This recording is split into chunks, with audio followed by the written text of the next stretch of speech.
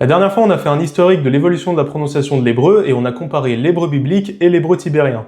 Maintenant, on va voir comment le tibérien a évolué en séfarade, en ashkénaze, en mizrahi, en yéménite et dans l'hébreu moderne. Commençons par comparer le tibérien et le séfarade. Déjà, les règles du Beged Kefet ont grandement été conservées, mais certaines lettres se sont un peu adoucies. Et les sons ke, pe, te ne sont plus aspirés, donc ça devient ke, pe, te. Et d'ailleurs, cet adoucissement, il a eu lieu dans tous les autres accents aussi. Les sons emphatiques ont perdu leurs caractéristiques, et donc p est devenu te, se est devenu se, et q est devenu que. Pour ce qui est du re tibérien, il est devenu re en séfarade, et c'est le cas aussi pour le mizrahi et le yéménite. Le son re, lui, avait évolué chez certains locuteurs de la péninsule ibérique vers le son ng, comme dans parking.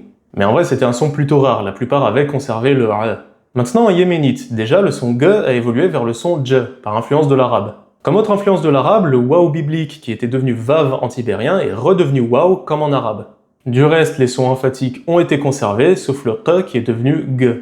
Pour ce qui est du mizrahi, dans certains pays, la règle du Beged Kefet avait été perdue pour certaines lettres, mais dans d'autres pays, il avait été entièrement conservé. Pareil pour le vav, dans certains pays, il a été conservé en vav, et dans d'autres pays, c'est devenu waw. Par contre, sur le reste, c'est plutôt conservateur, y a rien à dire. L'ashkénaze maintenant, gros morceau.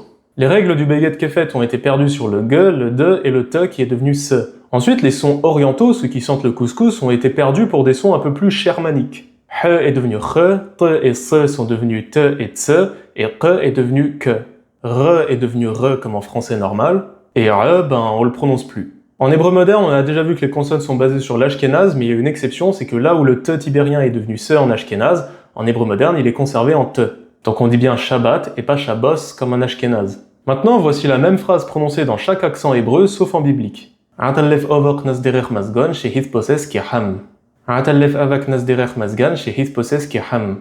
Atallef ovok nasderech mazgan shehith poses kiham. Atallef abak nasderech mazgan shehith poses kiham. Asalef avak nasderech mazgan shehith poses kiham. Atallef avak nasderech mazgan shehith poses kiham.